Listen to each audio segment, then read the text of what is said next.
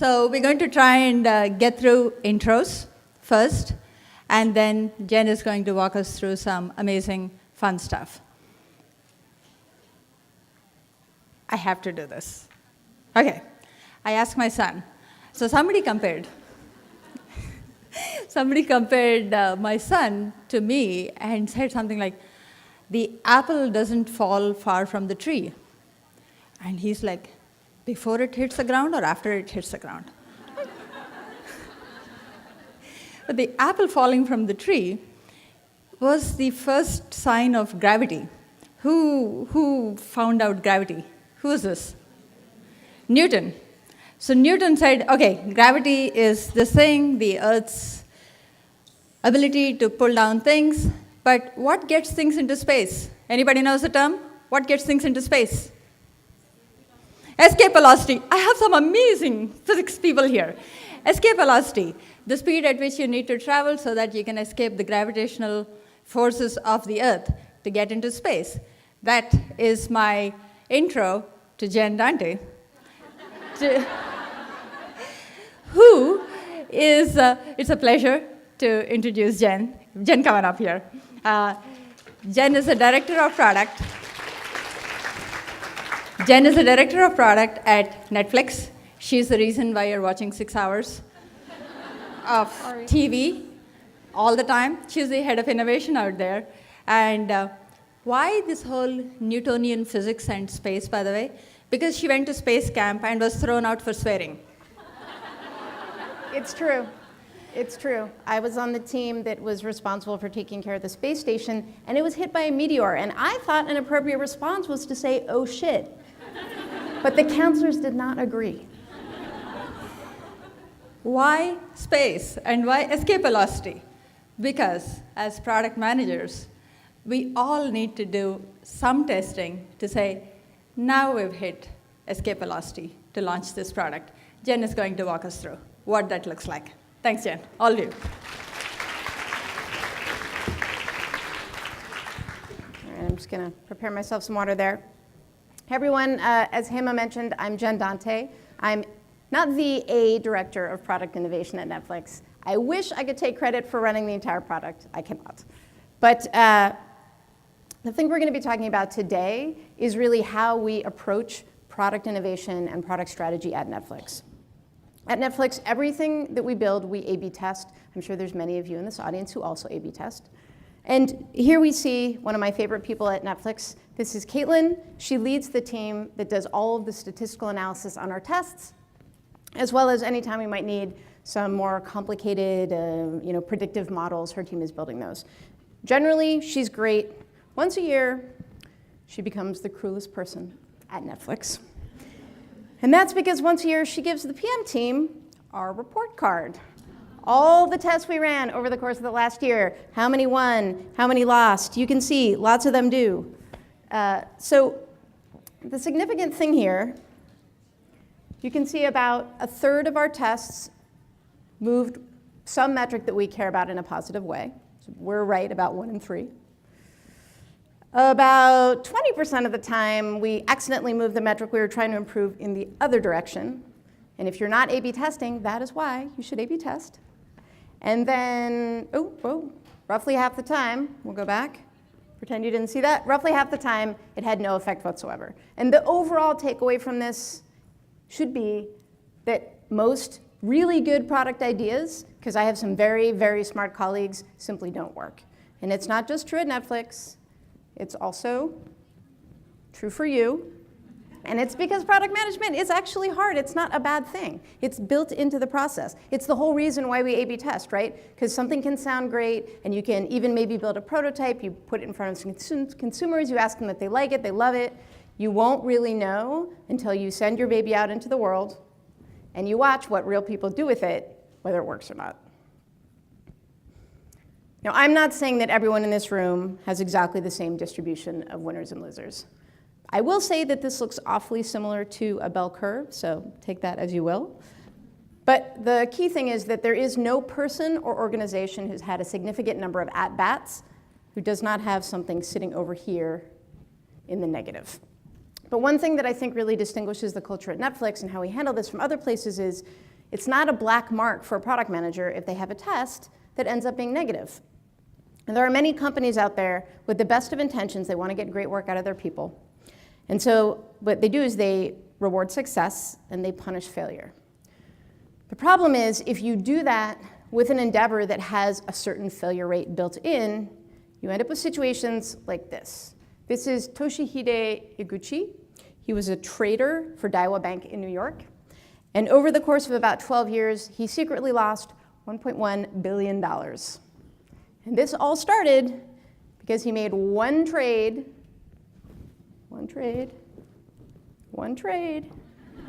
there we go, where he lost $70,000, and he was afraid to tell his manager. He thought that he would be fired. Now, I'm not saying there's anyone secretly hiding billions of dollars of losses in this room, but when a company does not accept the fact that their failure is just part of the game, that these are bets, these are not sure things, then you're basically going to get one of two things. So either people are going to hide their failures, and you can tell that you're in an organization where this is happening if all you ever hear from anyone around you is how great things are going, or they're going to manipulate their metrics so there is no failure. Let me give you an example. I have a friend who works for an e-commerce company, and this is a company that sends out a lot of coupons, discount coupons. So the marketing team came up with this idea, hey, for people who have become lapsed customers, it's been a significant amount of time since the last time they came and shopped, why don't we send them a very aggressive coupon? So instead of maybe the normal, 20%, we'll send them an 80% coupon. And we hope then they'll come back into the store, they'll get used to using it, and it'll reinvigorate their interest. Now, I actually think that is a very interesting idea, right? And I can imagine running a test where you randomly assign these lapsed customers either to get the 20% or the 80% coupon, and then you're going to follow them for some period of time to see who do you make more money off. Unfortunately for the marketing team, this company was in a downturn, and it had been in a downturn for some time. There was a lot of finger pointing going on, and so politically, it just wasn't possible for any team to make a really bold move and fail. But it was also a company that did A/B testing. What were they going to do? Well, they did A/B test their idea, but they made their success metric click-through rate on the coupon. Now, would anyone like to guess which coupon got more click-throughs, 20% or 80%, right? This was productized because it won the test, and it is now out in the world. No one at that company knows whether this is making them money or losing them money. This would not happen to Netflix. And the reason for that is we don't just accept failure. All right, I clearly need to not stand over here. I'm going to stand over here. We celebrate failure. And it's not just like a bunch of silliness to get people comfortable with the fact that sometimes tests don't pan out. We celebrate it because failure is legitimately useful to us. And that's because the way that we approach product innovation, product strategy, is consumer science. What do I mean by consumer science? It is the study of the laws that govern consumer behavior. I know that sounds kind of lofty, and it's because it kind of is. Like, I realize, most of us are working for for-profit companies. Most of us are testing just, within our own milieu. But what we're seeing from the people using our products and services, these are driven by deep underlying you will pay attention to me. Fundamental rules of human behavior. And I can tell you that there are psychologists and economists who would kill for the data that some of us get to see on a daily basis. But if you're going to practice consumer science, it means you have to be a scientist. And what is the main thing scientists do? We practice the scientific method. All right, can anybody tell me who this attractive gentleman is? I'm going to give you a hint. He is sometimes called the father of empiricism. Can I just shout out, as you know, I like failure, so go for it. Very close. This is Francis Bacon. And he is the inventor of what we think of more or less as the modern scientific method. So now I want everyone, turn back your mind. It's like 5th, 6th grade maybe. Your science teacher is talking about the scientific method. This is what that means. You go out in the world and you observe. What are you seeing? You form a hypothesis to explain what you're observing. Then you design an experiment to test whether your hypothesis is correct or not. Run your experiment, analyze it, and ultimately find out, was I right or wrong? And then feed that back information back into your virtuous circle, start it all over again. And this is exactly the way that we approach things at Netflix. So when we are running an A/B test, we're not just testing experiences. Yes, there is an experience, we are testing it, and if it is positive, we will productize it, but the experience is in service of a deeper underlying hypothesis that we want to find out if it's true or not. I'm going to give you guys a concrete example of what I mean. So when somebody signs up for Netflix, before we take them to the homepage with all of the TV shows and movies, and hopefully they find something they want to watch, we put them through something called onboarding. Lots of companies do this. The intention of onboarding is to help them get the most out of the service and the most out of their membership. And the first step of onboarding is this. This is called the device survey. The intention of this page basically is to educate. Hey, listen, there's a lot of different ways that you can watch Netflix. Now, my idea was, instead of this thing, hey, what if instead we had some sort of a setup wizard? So a user is going to tell us what kind of device they have, and then we're going to give them step-by-step instructions for how to get set up on that. If I were testing an experience, this is what I would be testing. Hey, if I replace page A or experience A with experience B, the metrics that I care about are going to go up, and I am sorry to report is not what happened. The core metrics that we care about, which is people engaging with Netflix, the people in the test group as a group actually watched fewer hours at Netflix, and they were more likely to cancel before the end of their free trial. Fortunately for me, that is not what I was testing. I was testing a hypothesis that there are Netflix members who aren't watching Netflix on TV. They really want to be, but they aren't sure how. And this hypothesis was, in fact, proven in my test, because in my test cells, we had more people activating devices, and I had a bunch of different experiences with different levels of granularity on how much information we gave. The more detailed the instructions for how you were supposed to set up your device, the more likely a customer was to do so. You may be asking yourself, if the hypothesis was true, why did this test lose? And it really gets to why product management is so hard. It's usually not the first order problem that trips you up, it's the unintended consequences of that. In this case, before anyone had actually gotten into the real Netflix experience, the delightful part of being a member, I stopped them and said, hey, go set up a device. And some of those people got distracted, and they never came back. So they never got to experience Netflix. And then they never played anything. And of course, why would you possibly want to keep a service you're not using? So when I think about what I learned in this test, first, this hypothesis, hey, if we could help people to set up devices, more people would be watching on more devices. That turned out to be absolutely true. And I learned this other really interesting thing that I was not looking for, which was that onboarding is a dangerous time. And if I throw too much friction in there, I can create problems for myself. Maybe there's already too much friction there, and I just don't know it. And these two learnings went on to inform a whole series of other tests, not just for me, but also, sorry, I'll try not to do that again. Not just for me, but also for some of my colleagues. And in many ways, this test, this losing test, is one of the more seminal tests that I've run in terms of setting product strategy. That's the reason why, when you work at Netflix, you don't get upset by these tests over here on the left that are negative. You get worked up about these tests in the middle that are flat, where you didn't learn anything. And in fact, not only did you not learn anything, these tests in the middle that are flat are actively dangerous. So let's pause for a second, and we're going to talk about experimental design. Stay with me. It's going to be good, I promise. OK, who here is familiar with the concept of a 95% confidence interval? Yes, lots of people, right? If you're doing A/B testing, you're probably using a 95% confidence interval, unless you're in an industry where making mistakes is particularly pernicious, like medical testing, you might use 99%, but most of us are using 95. If you're not a statistician, which I am not, it is easy to misunderstand what this means.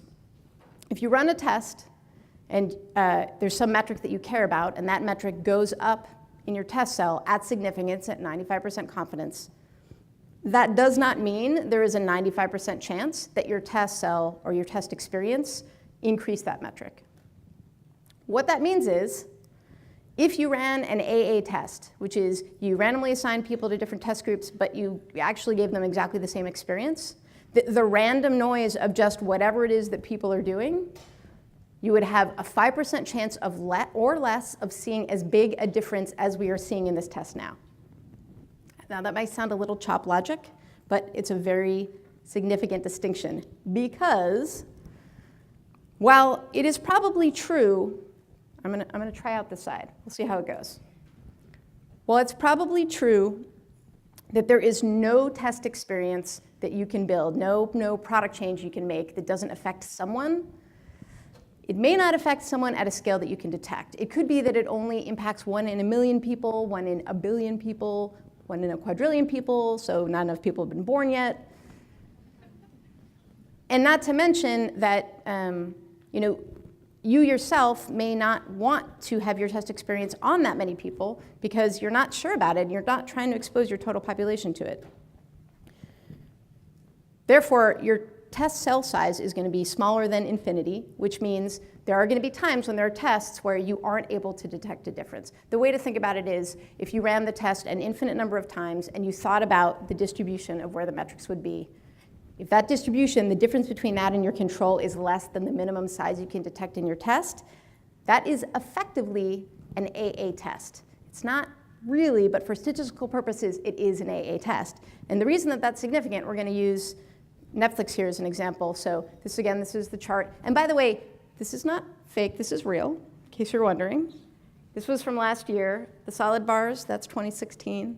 The hatched bars, that's 2015. If I showed you 2014, 2013, 2012, they'd all look pretty much like that.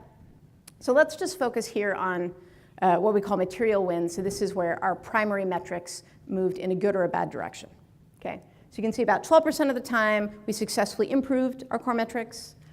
And about 4% of the time it went the other way. Okay, not too bad. But for this particular metric, 84% of our tests are flat, which means 84% of our tests are AA tests. Except, if you recall, when you have 95% confidence, it means effectively a flat test will look flat 95% of the time, but it won't look flat the other 5%. So our 84% of observed tests that were flat means we probably really had more like 88% of our tests that are flat. But those flat tests are hiding. They're hiding up here at the top. All right, so yeah, we saw 12% winners, but they probably weren't all winners. And they're hiding down here at the bottom. Yeah, our losing rate probably was lower than what we're observing. The reason why this matters is something called statistical power. So let's do the math here.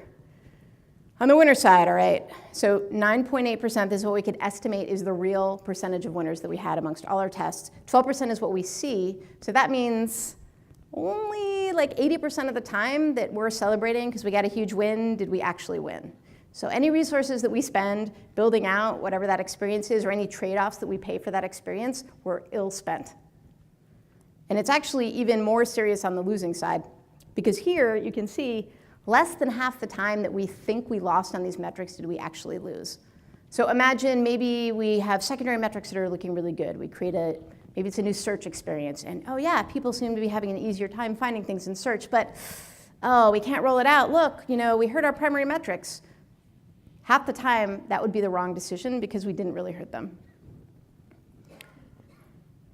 This is a somewhat complicated concept. Hopefully, I've done a decent job of explaining it. We were not worrying about this for the vast majority of our A/B testing history at Netflix. We only really got serious about statistical power in the last 3 years. And there's really only one solution to solving the statistical power problem, which is you need to have fewer flat tests. And you can do that one of two ways. Number one, you can take bigger swings. Do not test the lovely charcoal gray sans serif font against the other lovely charcoal gray sans serif font. You will not see a difference, right? Test it against the hot pink blinking Gothic font. I'm not promising you it will win, but I'm fairly confident it will not be flat. And the other thing that you can do is you can increase your sample size because that will allow you to detect smaller differences.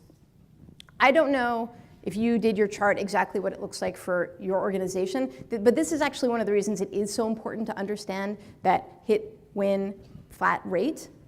And so I would just recommend go have a conversation with whoever analyzes your tests. Tell them you want to talk about statistical power. They're going to look very excited.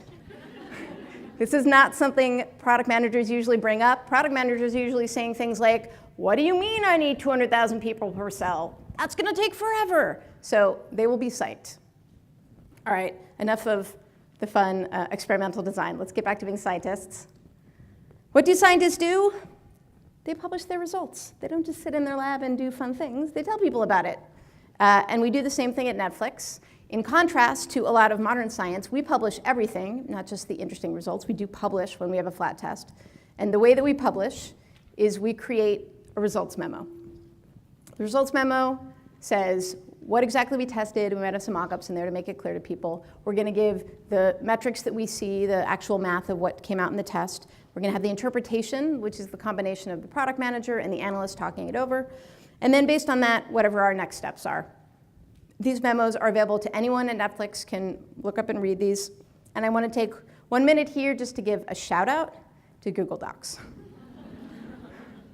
So yes, it's in the cloud, which is great. Yes, it has version control, which is great. Those are great things. But the reason why Google Docs is so key for these results memos is the comment sections.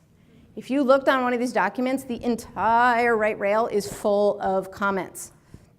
The beauty of this is if you come to me and you give me some feedback on the product, I will probably remember most of what you said, but I not remember everything. When it's in a comment, it's written down. I can refresh my memory. I can go back through. The other thing that's great about it is, different companies have different cultures, but Netflix is very much a like, hey, let's get some smart people in a room. We'll debate it out. We'll decide on the fly. Lots of people interjecting, lots of debate. That's a great culture if that's your style. For me, it's awesome. But there are many very talented people that is not their style. And so the nice thing about a comment is, for someone who wants to be able to take something and sit with it and think about it and do a little research and then respond, they have that opportunity. It's not just about jumping into this fray. And much like scientists, when we publish our papers, we also subject ourselves to peer review. Peer review takes place in a weekly meeting. It's every Thursday. It lasts for 3 hours. There are no laptops. And it is hands down my favorite time of the week. I know you don't believe me, but I swear to God, it is the best meeting.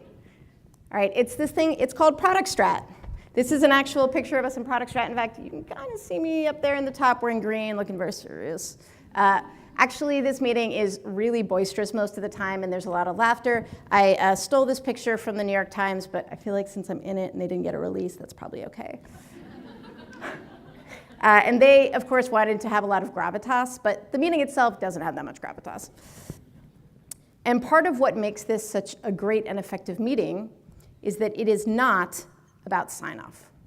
If I write a memo and I say, I ran this test and I really believe that it should be productized, and by the way, I'm running these 3 subsequent tests as a result of it, I do not need permission from anybody in that room to do that. And that includes all the way up to the CTO or the CEO. They can disagree with my decision, I still get to do it.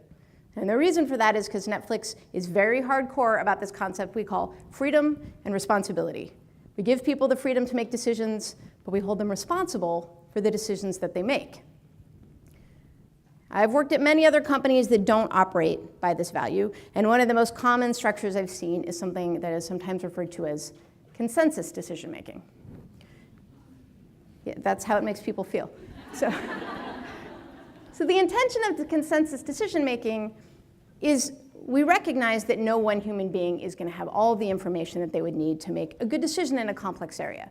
So with consensus decision-making, it's like, well, cool, well, we tell people, hey, you got to go talk to all these other people, and they all got to say, yeah, that makes sense, before you can do something. It's great in principle. In practice, it just leads to these incredibly political environments because, oh, you want me to sign off on your project? Well, you got to sign off on my project, and you get like grandstanding in meetings.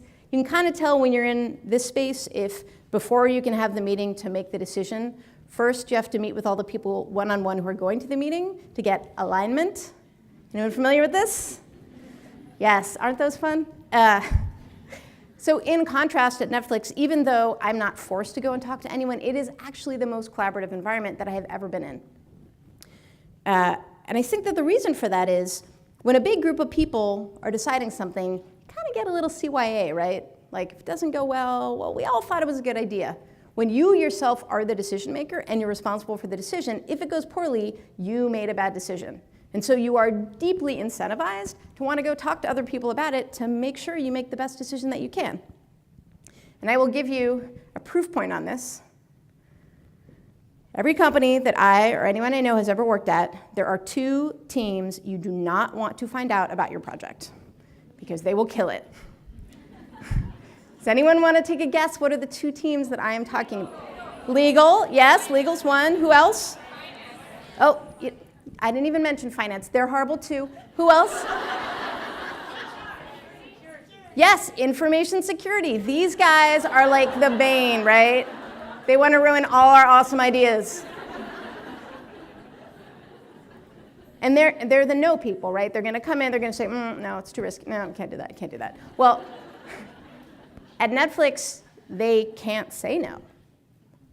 All they can do is convince you that it's a bad idea. So their job is not to give sign-off on things. It's not to say yes or no. Their job is to assess the legal or security risk. And that means that if I have a project that I have even an inkling that there might be a security or a legal concern, I proactively reach out to these teams. I want a consult from them because if I build something and it blows up in our face and we get a $100 billion lawsuit, I am the one who will have egg on their face. I don't want that to happen. So I always go and talk to these guys.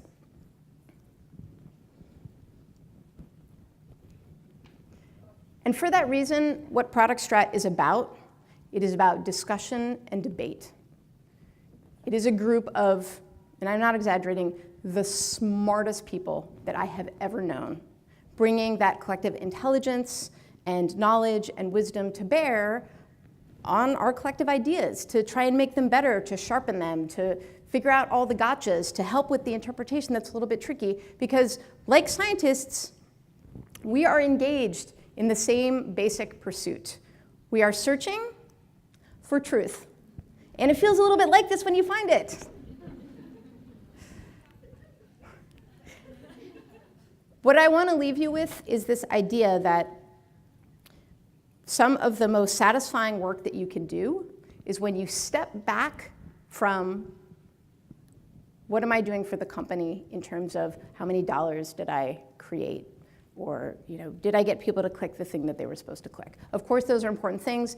They are what pay our paychecks. But if you can focus instead on how do I understand my consumer? How do I get better at being able to intuit and anticipate what that consumer might do, then the other stuff will happen. It'll happen beautifully, and it will be incredibly satisfying intellectually, as well as hopefully very successful financially. So with that, final thought, truth, not beauty, truth. I want to leave you guys with one final little moment, which is that remember above all else, when you fail, you learn. Thank you very much.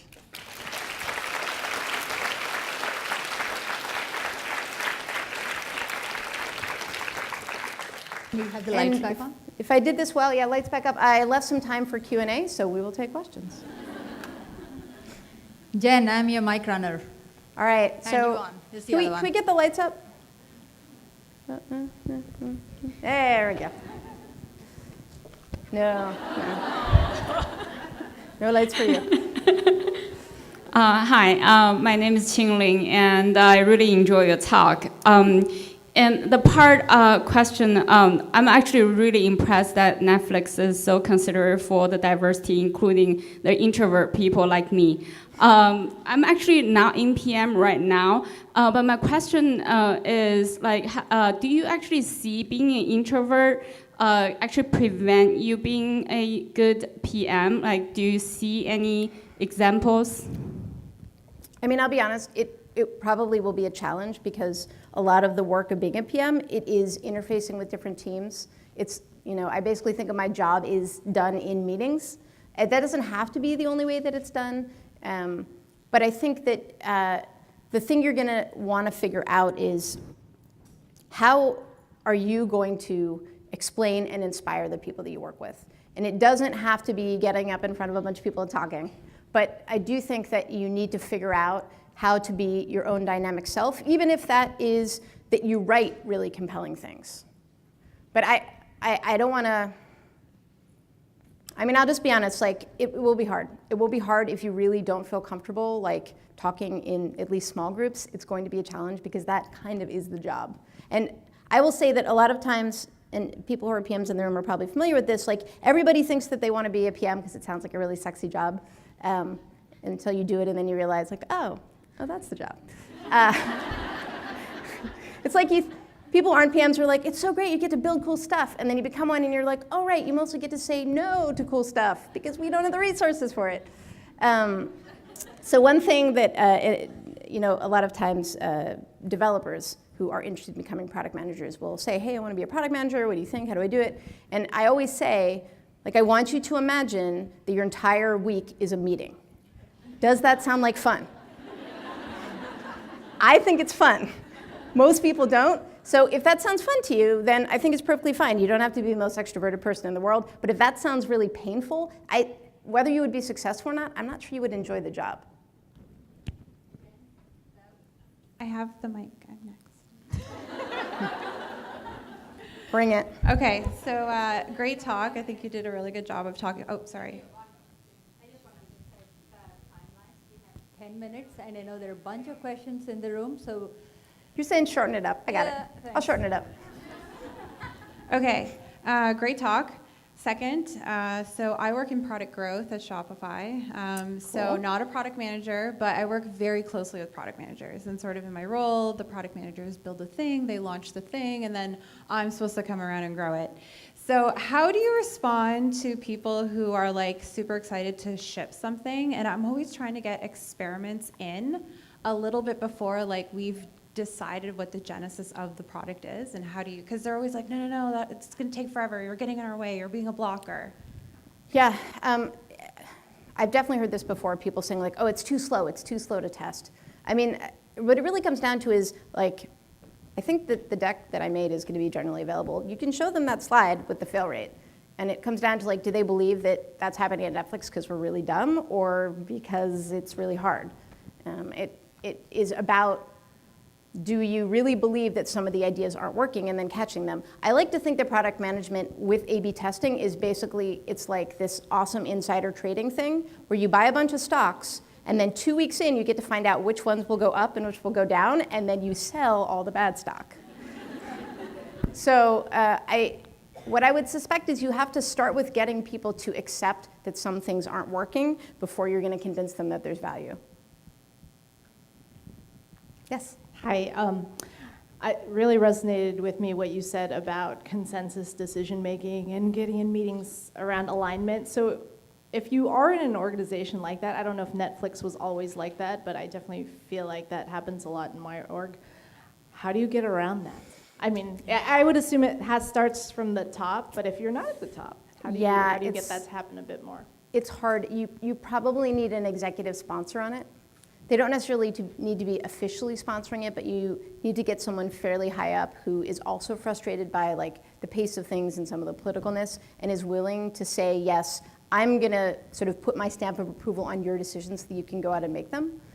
One thing, though, that I do want to be really clear on is we take the responsibility piece very seriously at Netflix. It doesn't mean that we expect perfection, obviously. I just showed that we don't have it. But we do expect to see signs of good judgment. So we don't evaluate somebody's testing based on, for product managers, for example, based on what their win rate was, but we do think of it as like you're placing a series of bets, and we want the expected value of the bets you're placing to be good, even though any particular bet might not pan out. So part of the freedom piece, which is awesome, don't get me wrong, is you gotta also be willing for the responsibility piece. People who consistently like fail to make good judgments, again, that doesn't mean doing it right every time, but we let those people go. And one of the nice things about a consensus culture is most people never lose their jobs. That it can be a good thing. Not everyone wants to be in an environment where you have to be on your A game all the time. It can be great because it means all your colleagues are also on their A game, which is awesome, but it's more stressful. Hi, I had a question over here. Yes, I'm sorry. I will not direct the questioning. I will let these people do it. Yes, go ahead. I really loved the talk. There were two things I was hoping you could clarify. One was in the product strat meeting, who is part of that? Is that product? And then the second part was I was hoping you could also elaborate on, there's a ton of things that you could A/B test. How do you guys prioritize? Do you do directional things and then go deeper with limited dev effort? Yeah, so product strat is a cross-functional meeting. It's made up of the PM team, leadership from design, development, testing, some of our data analysts. We've got some of our consumer insights people who do like qualitative research and surveys and things like that. Honestly, the meeting is open to anyone in the company to attend, but in practice, it tends to be a reasonable size, and that's for a couple of reasons. So one is, these memos that I talked about, these are pre-reads for the meeting. Any topic you want to come in on, you have to have read the memo. And then it's like a pretty intense debate in a good way. Like it's not, there's never personal attacks or anything like that, but it can be a little intimidating. So a lot of people are like, no thanks, you guys, have fun. And then, sorry, your second question was? Prioritization. So this is going to sound crazy. So we don't have any of that, like, I'm going to do this and move this metric 10% and all of that. So each product manager, and there's not that many of us on innovation, I think there's like 14 all told, including the managers.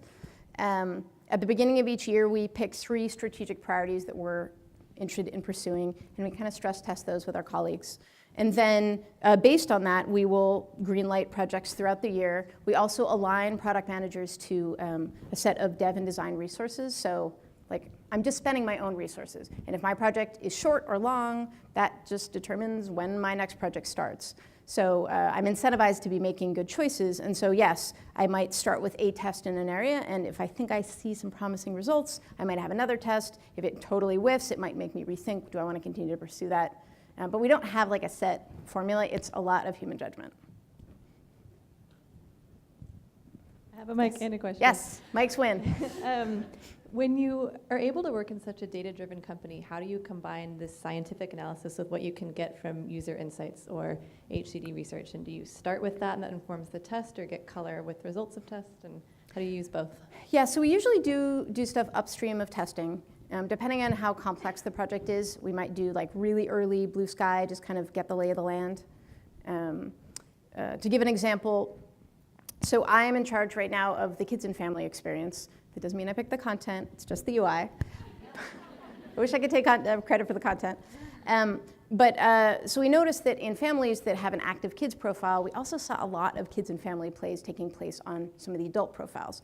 And so we really were like, well, is it like a different use case? What's happening? So we did a series of phone calls with actual members, just talking to them, like, tell me a little bit how you use Netflix. And we noticed this behavior, and like, tell me about that. When does that happen?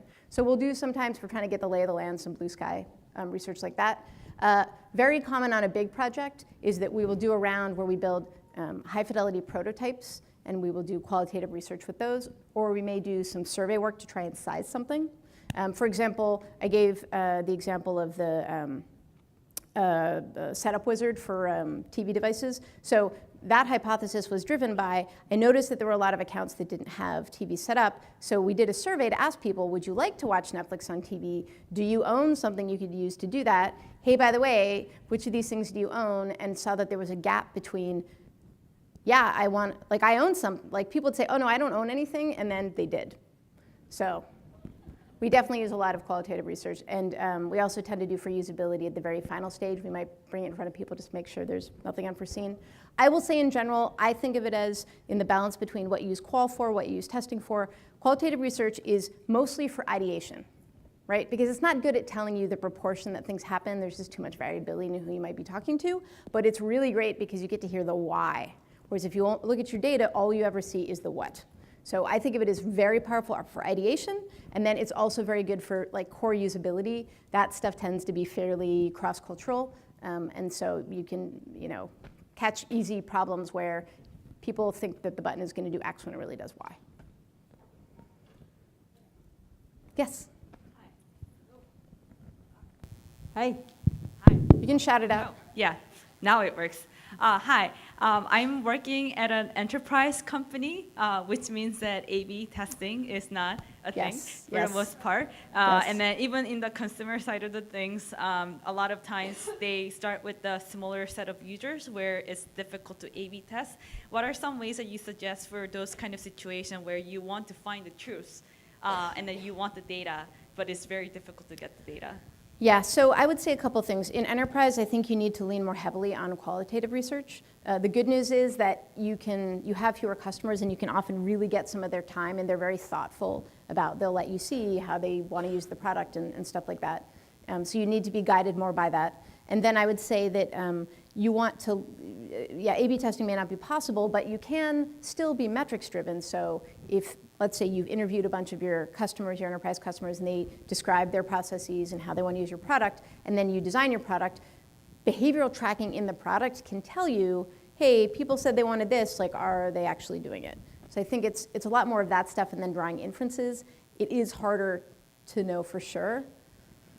That's the beauty of enterprise. Okay, Jen, sorry to be the spoilsport here, but we're going to say thank you and end the session early. I know there are a bunch of questions, and next time I'm going to hang out in the back with the mic. Sorry for the folks who didn't get the mic because you were out there. But few things. We got 15 minutes. Next breakout starts at 2:30. When you see Deb, remember. Second piece, really important. How many of you took the survey? Awesome. You all have a code. Please go and get your swag bag now in the next 15 minutes so we can avoid 1,500 of you doing this, right? Special privileges for the 211 room. So what happens to the people who don't have their code? You get a t-shirt, I think, but it's too late to take the survey. I will also hang out if anyone has more questions. Thank you, Jen. Hi. Hold on one second.